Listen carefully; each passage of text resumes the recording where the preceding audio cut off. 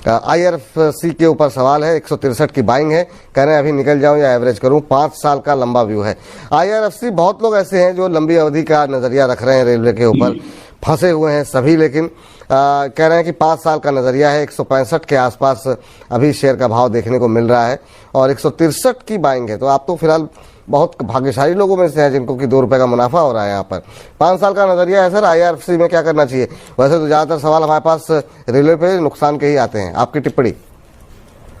देखिए मेरी मैं क्या बताऊं, मतलब ये 2 स्टॉक जो है, इरिडा, IRFC, हाँ, ये आप समझिए विपुल जी, मतलब ये 2 जो स्टॉक्स हैं, अब एक का तो बिजनेस मेरे को काफी अच्छा समझ में आता है, इरिडा का, लेकिन काफी महंगा है। दूसरी ये जो IRFC है, अगर आप इसमें बिजनेस देखेंगे, मुझे लगता है कि पूरी कंपनी में 40 लोग या 85 लोग काम करते हैं। कंपनी काम क्या करती है? सरकार के लिए, मतलब इंडियन रेलवे के लिए पैसे उठाकर देती है, एक तरह से कह लें कि फंड रेज करती है on behalf of Indian railway, और उसको कमीशन मिलता है।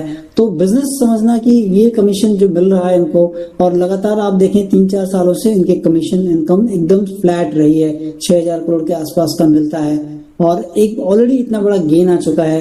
ये कमीशन इनकम जब भी बिजनेस में आते हैं, तो आप अगर क्रेडिट रेटिंग के लिहाज से अगर देखें कि कमीशन इनकम, उसको काफी लो माना जाता है, क्योंकि कमीशन कभी भी आपका जा सकता है, उसमें परपेचुइटी में देखना थोड़ा मुश्किल होता है, इसीलिए वैल्यूएशन भी काफी मुश्किल होते हैं ऐसी कंपनियों के। और मैं जहां पर समझ नहीं आती चीजें उससे दूर रहता हूं, और इन दोनों कंपनियों में मैं ये सलाह देता हूं कि एटलीस्ट मुझे तो कभी नहीं लगा, मतलब ये 70 रुपए के भाव पे था तब भी नहीं अच्छा लगता था, और 200 रुपए हो गया तब भी मुझे समझ में नहीं आया क्यों बढ़ गया।